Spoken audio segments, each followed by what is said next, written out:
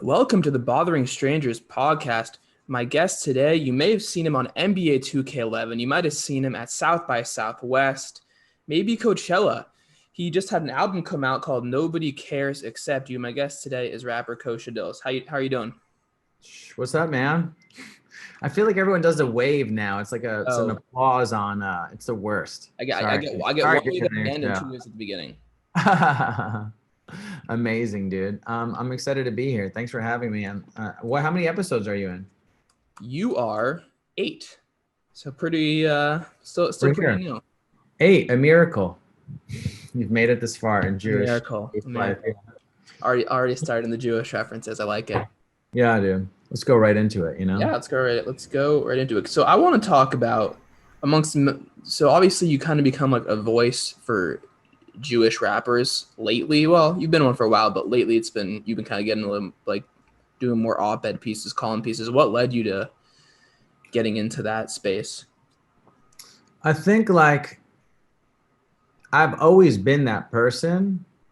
Like I always wanted to be different. I always wanted to be set aside as someone. I just really like repping my shit, you know? Like I think you're Jewish and you should rep it. Like especially well my historical background, my historical background, my family background.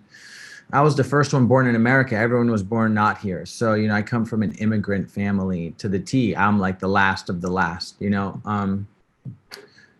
I think when I really saw like in revolutionary rap world, like during MySpace era and a lot of like Immoral Technique and a lot of like Immoral Technique cronies, and I'm not saying it's a bad thing or good thing, but like offsprings of like Dead Prez and these revolutionary rap groups, a lot of people in their activism just really like left out Jews, and it was just like, well, Israel and anti-Semitism, Palestine, and just that when that language comes up, there was no one there, and all Jewish people are really like silent, and most of the Jewish rappers that are new are like, no one was rapping about that, and there really wasn't. More of the Jewish rap or rappers who were Jewish were talking about like being like Bugsy Siegel, like street life, like I'm a Jewish criminal, embodying that mentality. You know what I'm saying? Getting money because that's cool too.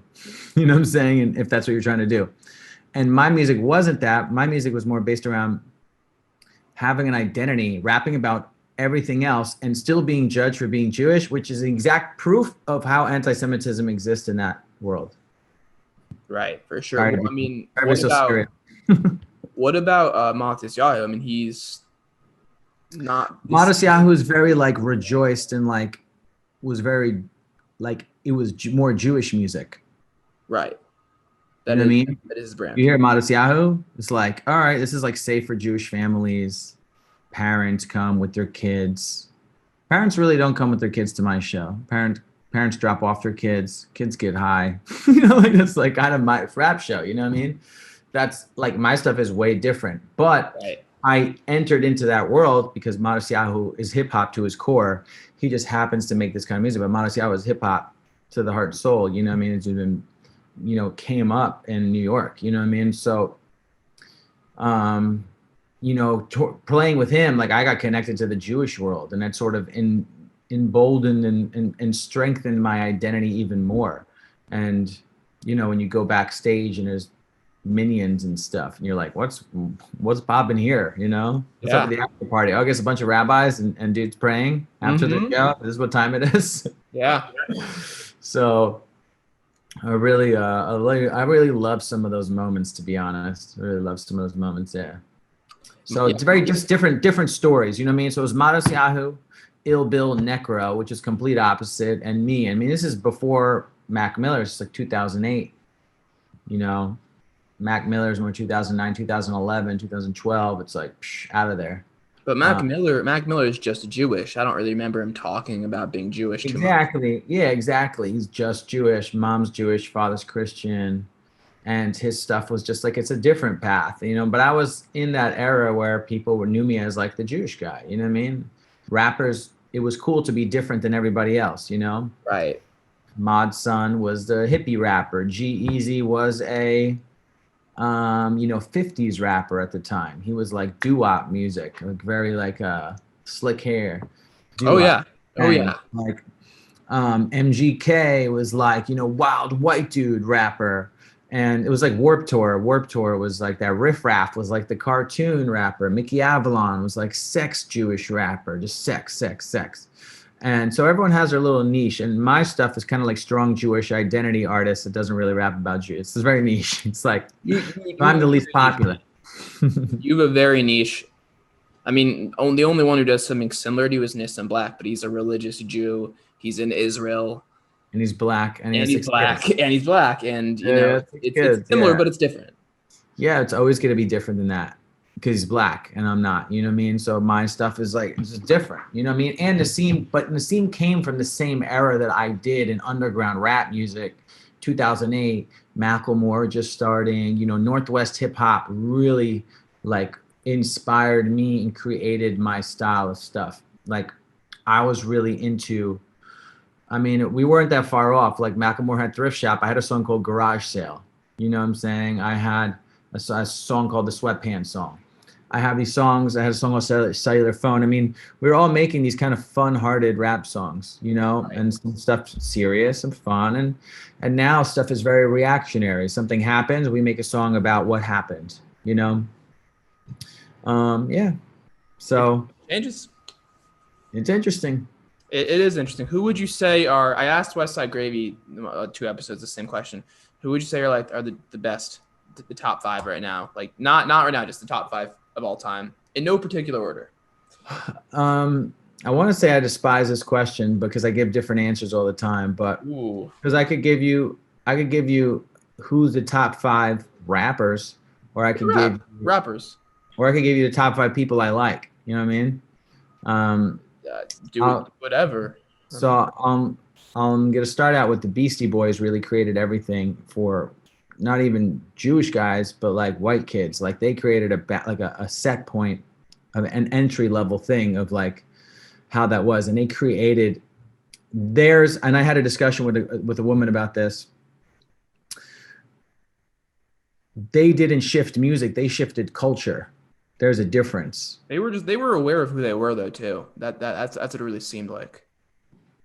But they're like cultural icons versus musical icons. Like Biggie Small is also a musical icon, but also very of the culture of like what Brooklyn. Everyone thinks Brooklyn, they think Biggie. The 100%. So I'd say Beastie Boys, Biggie Smalls. Tupac was influential in me because that's when I started going against the grain and saying like, what's on the West Coast? Because everyone's thinking East Coast, I want to think West Coast. So I went to Tupac. I grew up 20 minutes from Staten Island, 30 minutes to Staten Island. So Wu-Tang was huge influence in me. Plus I've worked with them. I have songs with RZA. Yeah. I've done, I did tours with him. I went on a film tour with him for Man with the Iron Fist. And like on a person of who I'm listening to, there's this currently, I'll just put that as the fifth. And I think he's the greatest right now. There's this dude, Simbi Selassie. He's like Simba Lives Long. And he's a Ethiopian kid. I think he's also Jewish, but like his just whole aura is great, and it matches what is current and old all into like this one thing, and an activist and revolutionary and something that's into and style and emotional too, and like emo, and it's everything of what I kind of come from. Because so those are the 5. Simbi Selassie. Is he Yeah. Israeli? No, Ethiopian. From Ethiopia? Yeah, I mean that's where Ethiopians from. Well, maybe he's in Yeah. No, he's currently living in Brooklyn. But that's like. Oh, do you know him personally? Shit, crazy. Yeah. Because you're in Brooklyn, so. Yeah, I just don't want to like. I'd rather like give that. I would put that up there instead of like. Bell Biv DeVoe. I don't. Who cares? You know what I mean? That would be a great hot take if it was Bell Biv DeVoe. Yeah, just But coming in with poison. But I did listen to a lot of my quirkiness probably comes from Digital Underground and like listening to Humpty Hump Dance when I was 17, you know what I mean? And yeah. Like what about, so like you have a song came out like 5 years ago, but it's been probably one of your more successful songs that you performed at festivals, Span Hebrish. Yeah. Like so that's like, to me, that's like kind of like a dancing song, and like you mix Hebrew, English. It's very, very Spanish, Hebrew, English, just a kind of. Yeah. Yeah, I pride myself in speaking Spanish, Hebrew, and English. And my now I think my Hebrew is better than my Spanish. It's actually, but my Spanish is getting better now that I'm in New York. It's the other way for me. My Spanish is better than my Hebrew. Okay, yeah. Only Like, only recently. It's only recently become that way. I think like, yeah, I'm very prideful of like mixing this stuff. My big dream is to like bring all these people to one show, you know, but we're so segregated, you know, as a community in a world where it's like hipster white people who listen to black music can't seem to go to the hood to listen to hood music. Here. But they'll be like tweeting about Pop Smoke, you know what I mean? And I'm like, bro, it's not it.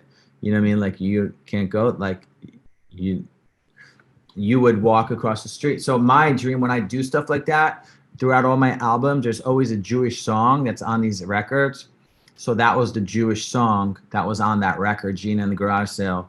And I just love doing that because that's like always strengthened my identity. And that's been like, man, doing that song has led to so much stuff. They're like, could you do that for kids? Could you do that? It's like fun, you know what I mean? And the video was like Jewish. Video's And great. we wanted to be like more orthodox, and then like, there was like a behind the scenes video from some Israeli woman that she posted, and it got like so many shares because like it was in like, you know, rush hour traffic in LA and Pico, and everyone's like, what the hell's going on? There's like a rabbi dancing with, huh? I knew it looked familiar to me. I'm like, it looks like Pico in LA. Yeah, yeah, man. Mexico sure was a place, and I was like, I remember it. I remember Mexico, sure. rest in peace. Oh yeah, rest in peace. What would you so you've performed with, like, amongst others, RZA, Ghostface Killah, Snoop Dogg, Monty Yahoo. Who's been your favorite person to perform or collaborate with? Um, Collaborating with RZA is crazy. It's just nuts. Like I was like, you know, being in the Wu, like where like they recorded a lot of the stuff is true. I mean, in the New Jersey Wu Mansion, it was really epic. I think the story of how I got there was me being invited to something in the UK called Lamood. And I was traveling from like Germany to get there. I had done like Czech Republic, France, and Germany. And literally I think I was coming from Germany playing with Necro or Freeway. If you guys know Freeway, it was on, you know, son of Jay-Z. And we played at an old like Nazi stronghold called. You performed it with Monty Yahoo, right? Oh yeah. But the trip to recording with RZA was like, the venue was called Uber and Gefährlich, which is like, oh, and it was like an old Nazi base they turned into a music venue. And I played there with Necro, a Jewish guy, and Freeway. I don't know how he got on a tour with Freeway, who set that tour up, but I was like, yo, can I open? And they were like, yeah, come. So I got to do some songs. And then I went to this thing called Lamoud, which is like a Jewish educational trip, and they were funding the trip. So I was like, all right, I got my shit paid for. And you know what I mean? So it's cool. So I got the trip, I got the flight covered. So I went there, and then I got deported. And it was like, because even though they were not paying me, it was like they were covering the ticket, and I was just really tired. Like I had 1 hour sleep. They were like, you can't come into the UK. We're red flagging your passport. So I got deported back to Germany, and then I flew back home, right? And then like 5 days later, I like drove to, this was on my birthday, by the way, I was detained. Dang, that sucks. It was the worst. I was like miserable. I was like, dude, there's like people in here that are probably like really like not allowed in the country, and what's happening to me? So I get back to my parents. I was living with my parents at the time.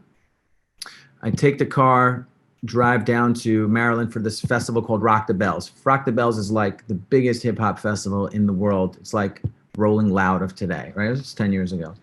So I sneak in and I like get on stage. My homie brings me up on stage. This is when Wiz Khalifa and Mac Miller just dropped a mixtape, and Wiz Khalifa's like really rising to fame. And Riz is backstage, and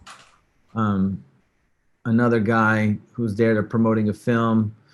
It's a famous actor, and he's like, "Yo, Riz is like, why don't you pull up to the studio or whatever?" So I like sneak. I like get deported. I like sneak into the festival. I sneak in backstage. And then I get an invite from RZA to his place, and then I go there, and then I record this song with Cool G Rap, and it's like 4 a.m. and I'm like literally like writing the best song of my life. It was like the most, because there was like 10 moments from around the world that led me to this one moment that literally changed the entire course of my life. And it's just a song, but the story is like, it was by far one of the most crazy experiences because it was like a 2-week agonizing thing that I thought there would be no out. And then one day he just dropped it. He dropped it like who knows when later, and it just came out. And then I started just kind of like stamped me in hip hop approval, respect for a long time. And then I worked with him a lot more after that. So that's the story. Well, that's incredible right there. It's crazy. It's just like a bunch of stuff adding up together. I need to ask you about this because this is true story. The first time I ever heard your name was when I was 14. I was playing NBA 2K11. I'm messing around on like the modes of the game, and I see like a pickup version where it's like all these rappers and artists. And I'm like, Kosha Dillz sounds Jewish. I'll play as him. Just like a typical Jewish kid thing. I feel like. How did you get on that game? How did you get? Because like there's like Snoop Dogg. You got like the top guys at the time in the rap game on NBA 2K11. How did you get on? So I entered a rap battle. Well, I won a rap battle, Hot 97. I got a record deal with this label. It's still a label, but it wasn't really a record. It was like a promotional deal with Duck Down. They're sort of really, I grew up on them. The first rap CDs I bought were from their label. They were telling me like, yo, next year I got invited to play Summer Jam 2010. I mean, this Summer Jam, like, I'm in my 20s. I'm playing for J. Cole, and J. Cole just coming out with Jay-Z, and me and my boy got to play like 2 songs. And they're like, this guy won the battle last year. Like, get out there. And, at that time, there was just a bunch of other festivals going around in this world through this label, and they were getting in some, interesting marketing stuff, and they got something with NBA 2K. So they did a contest, and I said, we got to enter the contest. You know what I'm saying? Just keep showing our face. So I made a song for this contest, and I think we took like 2nd or 3rd place or something. So we didn't get the contest was get the song in the game. So I didn't get the song in the game. And then I was promoting at South by Southwest, and the shows were over, but I kept passing out all my posters because I had posters. So I kept putting them up anyway. I didn't care that, just people see my name. And some guy goes, oh, you're Kosha Dillz, da, da, da. And I'm like, yeah. He's like, yo, like, stay in touch. I do the marketing 2K. Like, we had your thing, but didn't work out. But I'm like, cool, let's, get on an email. And he goes, yo, like, hit me up. I know it didn't work out, but like, yo, would you want to be a character in the game? And I was like, hold on one second. I'll even show you. Not only do I have that, I still have the bag they gave me. Oh, wow. 2K. Old school. Yeah, I mean, and yo, dude, like, went to the release party, getting the bags, getting the games, and Common is performing like right in front of me, like this, rapping about me. And it's really dope. Like that was just it. You know what I mean? Like, hey, at that time, I mean, they sold 5 million to 10 million games. It's one of the greatest 2Ks that they've ever made. I appreciate that. And all around the world, people were like, yo, 2K, 2K. Like, people had me sign their 2Ks. You know what I mean? So it's kind of like, one, it's so epic to be in a game, but you're playing with Drake. Like, Drake's in the game. I was like, oh, I met Drake. I'm like, hey, Drake, like, I'm in the game too. Like, oh, like 2 Jewish rappers. Yeah. So, and you could dunk. And they asked me who to be. Crazy. And I picked like the 2 Jewish guys. So people were like talking, like tweeting me, and they're like, Kosha Dillz character sucks. And he's like the worst guy in the game, which I knew it. I knew I wanted to be the worst guy because I didn't want. All the other guys were like trying to be taller. All the other rappers. Wait, so you picked Omri Caspi and Jordan Farmar as the 2 players to like play like? Yeah. Wow, that's so odd. Unreal. I wanted to be like the Jewish guy. I knew that this was like a moment in Jewish history. Yeah. How are you? You're right. How are you at basketball like in real life? I'm pretty sus at it. Like, I can play some D, and like, I'm not the best. Sounds like the Jewish way right there. Yeah, I mean, I wrestled in college. You know what I mean? So we Yes, yes. full contact sport more guy. You wrestled at Rutgers, right? Yeah, That's what weight class were you? 165 to 174. Were you a scholarship athlete? I mean, like I got it helped me get into school, I think. But I mean, I fucked up my whole thing because of drugs, really. So Yeah, I went wow. to jail. Like, yeah, I went to jail a bunch in college. Quit the team. So that's my life. But you've been sober for a while now, though. Yeah, 16 years. Congratulations. It's a very big deal. It's a big deal. Yeah. Yeah. So how you you brought it up, but I was gonna bring it up some point, but you did go to prison when you were younger. Yeah, like when I got arrested, I was like 19, and it was 20, like 20, and then like you turn, did I was like 19 to 20, and then I turned 21 in jail. I like got arrested before I turned 20. Then I like did time. So I was supposed to do like 5 years and they sentenced me to 9 months and you do 3 months. That's how kind of the system works. If you do a drug charge, chances are you could get sentenced to a really high time. Like you could be like, oh, you sold a bunch of drugs and you'll get sentenced to 5 years and you'll do like one. And then you'll just be on like, cause I don't know why. I think it's cause maybe it's financially, systematically smarter for them, especially if you're not going to cause any issues and like you're obviously turning your life around. So that's kind of what happened for me. Not that time, but the second time. So I'd gotten arrested, and I've been arrested a bunch. I even got arrested during the LA riots now, like I got arrested at a protest and tackled by police. And like, that it's a horrible place to be. And it's a very eye-opening experience, but I'm like grateful that I went to it. But it's most of the people that are in jail, it's usually if they had an extra $5,000 to $15,000, their entire life could be changed the course of their next years of life. That's how the justice system works. Yeah, seriously. Yeah. Oh no, I've always. I feel like certain people would choose to be naive about like the justice system, and they're like, it'll like, Pete, justice will be served essentially. And I'm like, no, like it's a financial system. If you have more money, this is just how it works in general. You Yeah, don't. this is how everything works. I Yeah, mean, musicians, if they had an extra $5,000, they would have a great publicist. They would have a great video. You know what I mean? It's everything. If yeah. It's just the way of the world, I suppose. I don't know. Sad, unfortunate. but not wrong. You used to go by the name KD Flow when you were like young. Yeah. I did my research. And now you've been Kosha Dillz for a while. Why'd you go from KD Flow to Kosha Dillz? I specifically, I wanted to like I don't know. I got made fun of when I was I was Kosher Dill, so it just changed. And then I was like, we're gonna come out as Kosher Dills, and like it was Jewish food, sex, and it was like aggressive. Like if you look up the record label I was at, it's still my PayPal called Matzah for Your Mouth Records. It's like an angry matzo ball, and it's pretty wild. And I just didn't really want to have the whole Jewish thing attached. People make fun of it, so then I changed it. I'm like, not only we're not going to have the Jewish thing attached, now we're going to go extra Jew, and go 100% and just take over. And like I was like, my confidence was up, and we're going to go get it. So that's what we did. Kosher Dills. That's made the switch, and then everyone just people still from old New York would call me Yo KD. Yeah. Do you like that you're?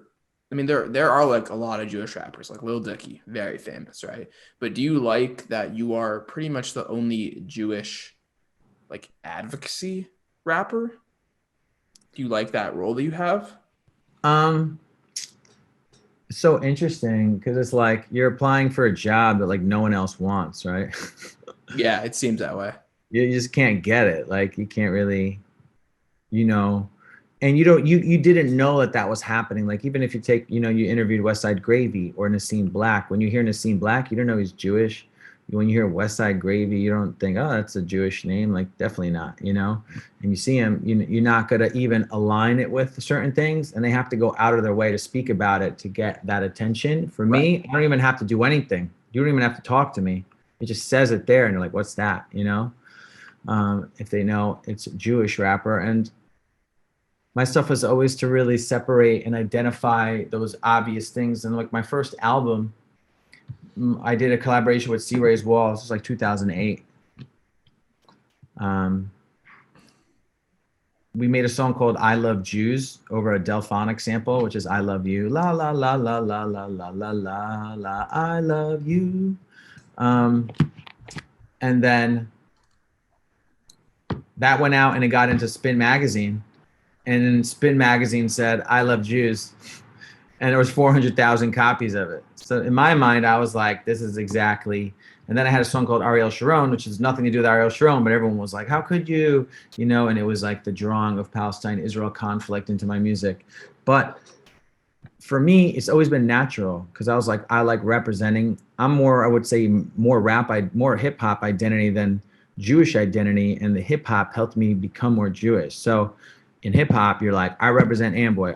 You represent this. I represent West Coast. I represent East Coast. I represent Jersey. I represent Israel. That's where my family's from. I know this dude Armin. His family's Armenian. He like loves Armenia. He could probably be way bigger if he dropped the Armenian shit, but that's him. That's his heart. So you can't tell somebody that, right? And that's just like how I feel, about my stuff. And I never thought like, oh, I gotta get a record deal. I'm not like, I don't need your 20 grand. You're about to give me $1 million. Like, but that's not even a discussion. It's not even an option. You know what I mean? I don't mind making songs about teaspoons for $1 million. If you want me to be a teaspoon rapper, but it's just Kosha Dillz is what it is. And yeah. I think those days don't exist. You know what I mean? Like I came in an era where like record deals weren't like the thing. It's like being underground was like our dream. Underground for life. Yeah, well. Now we're wanting to be bigger because social media can help the underground become big. It's an instant record deal. Yeah, I mean, Tech Nine is who comes out. Like, if you're talking underground, right? Like, Tech Nine is who I think of. The ultimate underground rapper, and it's. I love Tech Nine. He told me something. Tech Nine told me something 12 years ago, and I'll never forget it. It's all about timing. Everything is timing. I'm like, yo, what's up with a collaboration with Tech Nine? He goes, timing. That's it. Everything is timing. You want to get a fucking Tech Nine collab? If I'm in a room with Tech Nine, and the world is burning, you're like, yeah, you want to do a song before we all burn, maybe we'd do it, you know what I mean? But like, other than that, everything is timing in life, that's why I'm like, hey, this is a great time to do the podcast right now, It was pretty last second, said it and stuff too. But like, with like, I had so many instances with timing that things should have happened and they didn't. And there was some of the world's biggest stars, and it's like, man, I fucked up. Timing. Yeah. That's how life is sometimes, but if you stay in the game long enough, those options always come back around, So, I mean, you don't need to like talk specifically on anything here, but can you like think about specific instances where you're like, if I did this, I would have been this much farther? Sure. 100%. Wow. I won't speak on specifics, but yes, there have been various places, various things, and that's just what it is. You pick and choose, and there's things you do that you never thought they would be anything. They're like this. And then I had a song with Cascade that just hit 1.5 million views, and I didn't even know what it was. I was like, when did I do this? I didn't even know when I did it. And then I found out when I did it. Wow. And then you get an email, and then you're playing on every nightclub in the world. You're hearing your voice. You're like, whoa. And you had no idea that would happen. I had no idea how it happened until I found out. Oh yeah. So went over to my friend's house and recorded that one day. Yeah, I suppose it's like Roddy Ricch. He comes out with that song "The Box," and he said that the night that he made that beat, that just like that high pitched sound he makes, he said like that was like the 30th sound he made that night. Like he produced, and that one just happened to be the one that made his song go next level. Yeah. So, yeah, that one. Yeah, that one. And he didn't think twice about it. He was just like, it's just another one I made. Because he was just used to producing 6, 8, 10 hours in a row and coming up with a bunch of stuff, and then something will hit. I did that with the song called Cellular Phone, and that was in print to me music business. I had a Super Bowl commercial, a dog commercial. And in the beginning of the song Cellular Phone, I go, wow, wow, wow. I do that. Wow, wow, wow. Like a dog, like wow, wow, wow, wow. Wow, wow. Whatever. And they use that sound in the commercial. And he goes, Nick, Nat, Patty Whack, Kosha Dillz a bone. Tell your girl to go pay the bill on my cellular phone. I don't need no talking no politics. I leave the stuff alone. When I'm in the zone, yeah, I'm in the zone. Nick, Nat, Patty Whack, give a bone. And it's a dog fetching a bone, but it's a beer. And it's like, wow, wow, It was a wow. Bud Light commercial, right? Yeah. You never. Wow, that's crazy. It Yeah. makes me excited. It makes me excited hearing that because like I do YouTube videos, I do this, I do stand up, and it's just like you never know when you're gonna get your break. You don't know. It's not up to you. Like my boy Fat Tony just got posted by Dogface, and he's on my album. Nobody cares except you. We did a song called Humble Man, and like nobody cares except you. That whole thing was the concept was like, yo, like we're gonna do like that's an example of like, yo, Tony, we have to do something. And I've known this guy for 10 years. We didn't do something. I knew Anderson .Paak. I knew Dave Batista. I knew like all these people, and I'm like, oh, we didn't. We were supposed to do something. You know what I mean? I went over Free National's house, and the mic didn't sound good. We recorded 2 songs with the bassist Jose, and you're like, fuck, like we never fixed that song. Dude lived down the street. So you think about those things. So Tony, when he did my song Humble Man, I have a podcast called Hustle Beach, which you guys are more than happy. I have 13 episodes out. Hustle Beach on all platforms, I assume. Yeah. He was the first episode, and Tony talks about Diplo used his mix with like Too Short and like a country song, and he played it at Stagecoach on the main stage, and like it went viral. You know what I'm saying? Like he was on a meme basically on Complex, all the big things, and just the day after Dogface did the thing for what's the band called? Fleetwood Mac. Sorry about that. Not what's those guys called? Obviously Fleetwood Mac. Very the fancy. day after he posted Fat Tony's video, and Fat Tony had so many new followers, and it just, when I listen back to this podcast, it's like when you get that, it's like more attention to do more stuff.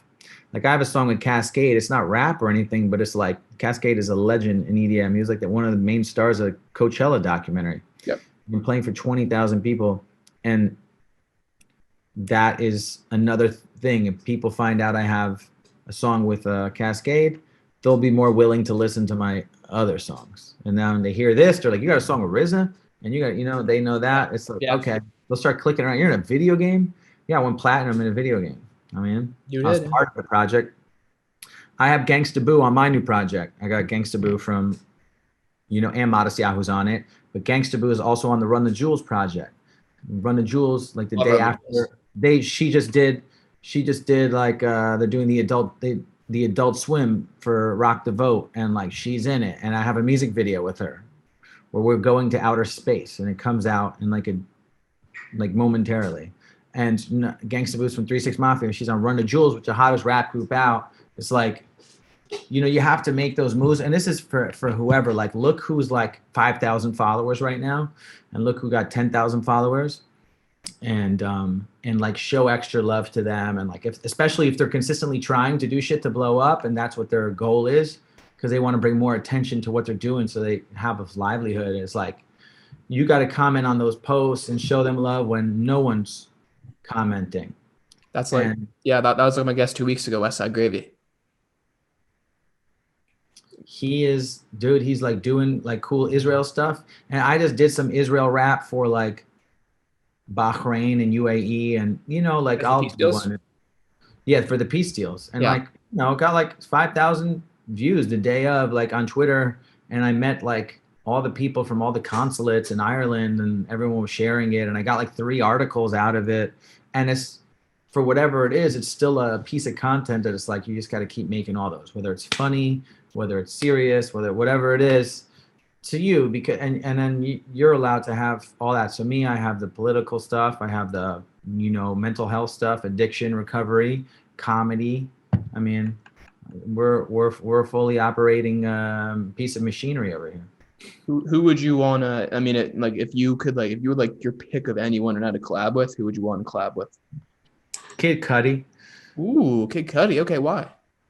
I mean, he embodies rap, but he also is a singing and just acting, and that's like what I like. I want to be an actor. I want to be a producer. I want to, I love Kanye. I love I love Kid Cudi. I love that style of work where it's like, we're producing something now. We're creating a piece of clothing right now. Anything we're doing, we're flipping something and making it different. So Kind of like how you've been doing everything with the clothing, the yeah, vintage clothing, I should say. Don't want to yeah, sell you short. The vintage clothing you've been yeah. doing. I love it. I love that stuff, because I want to find the vintage clothing that Post Malone wants. Dude, it's a solid business too. Like, That's great. And I got some really cool stuff. But I'll never sell the NBA 2K back because it's sentimental value. yeah, you can't sell NBA 2K pack. No. But you have an Instagram for that, right?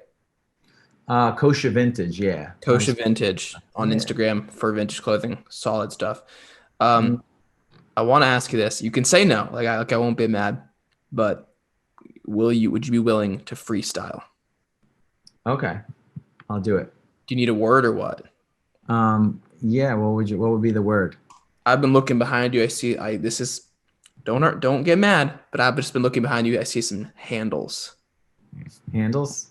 Okay, ready? Because I leave. I'm doing a live stream for my album and a performance with Jam Jews. I'm doing a weekly residency with Jam Jews. It's like a new Jewish musical endeavor, nonprofit, teaching Torah and raps, and it's cool. Jam Jews. It's like very jam bandy, and Yeah. Jews. It's like Yeah. very. It's like Jews for fish. Have you ever seen their Facebook groups? It's like Jews who listen. Like the band Fish. Yeah, it's like that. I've seen the Facebook group. It's pretty funny. Yes. Okay, ready? Yep. Um, it's hard to handle with the handles when I handle dope. Moved to be a rabbi, meeting a canner, eating a lot of cantaloupe.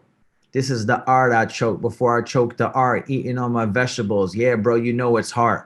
Like Brett the Hitman with my dish dam. People say, Dillz, you ain't doing the dishes, fam. I'm known to clean it up, feed it up. Nobody cares except you, my album. You should go lead it up to the top of your stairs and play it really loud. Spotify, Deezer, every streaming device, it's on it now. People say, oh, my style. Yeah, man, it's going down. Do you got a sound? Do you got a cloud, a sound cloud? How about now? Can I listen all later? I'm trying to get the handle on all of my haters. I'm nice with a hockey stick, but can't handle no favors. When a slap shot like Wayne Gretzky or wrist shot for later. This is a New Jersey devil with your pedal and Hans and Gretel. I put my hands up in the metal to show and I just met you. It's so exceptional. I am a professional, but when I do my taxes, I write it off. So I had to let them know that Dillz is a hustle for mine. I got a song called Tommy Pickles and a song called W9. I got a song called Age, a feel in the West Side.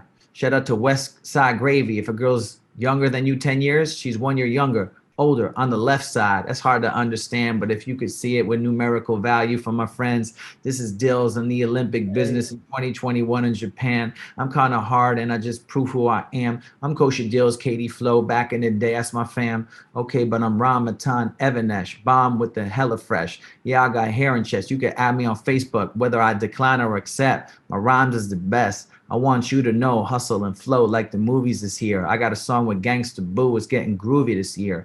I got a song with Modest Yahoo. Maybe get 2 in this year. Maybe get 3. We're all holy P. I'm getting Jewish this year. People be like, yo, it's getting Buddhist and weird. Watch me, the Ashkenazi at a friggin' stadium show, listening socially distant to Gandhi. I construct like origami, and my first name is Rami. Peace. Hey, Hey, there it is. There it is. Thank you. Appreciate that. Bars. Bars. There it is.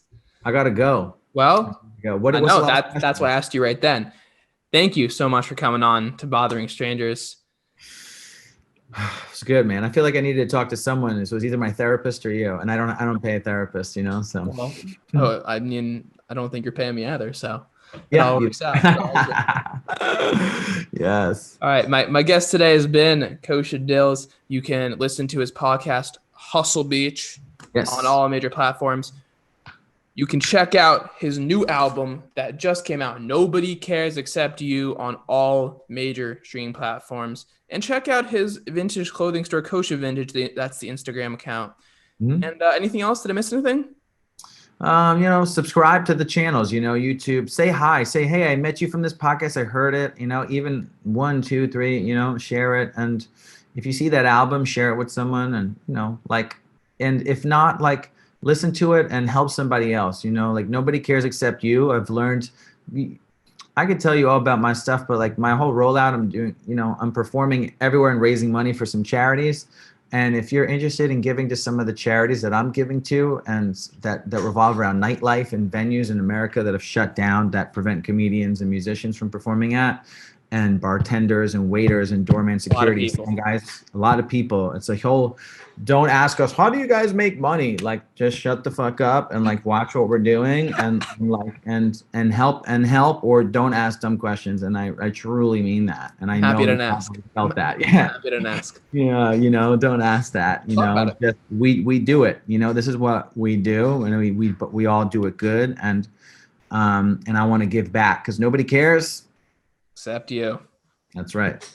All right. We'll see you guys. Thank you. Yeah. Thank you. Really appreciate it. Everyone stay safe.